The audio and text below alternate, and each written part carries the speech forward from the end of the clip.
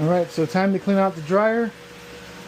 So I have a GE hot point, and these two, I think this bolt here is stripped, the screw is stripped, so I'm just having a little makeshift drain from a dishwasher, and I'll just put it in there, and you can see all the dirt that's in there.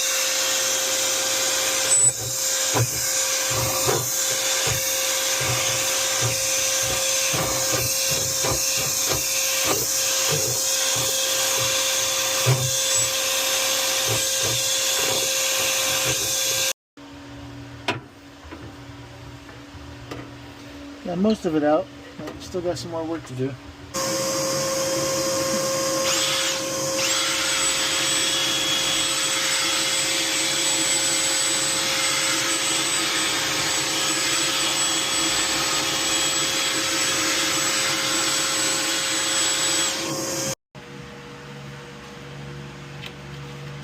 Alright, that's a lot of fun, huh?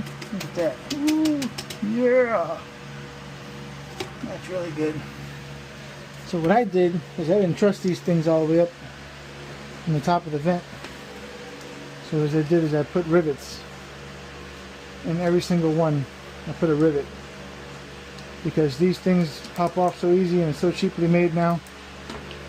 It's so much better. So I went all the way through the plastic. You can see it there. Instead of just having like a little crimp, they just crimped it, which I thought was a joke.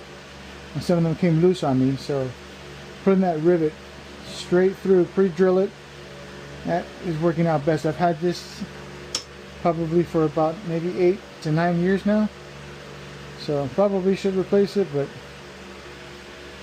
it's working pretty good so far. So this is the fun part that I always dread doing, but I put 2 together. So it's 2 kits, so I have an extra brush because we have a really high roof. Never go in reverse because this will unthread and it'll get stuck in your vent pipe all the way to the roof. Never go reverse.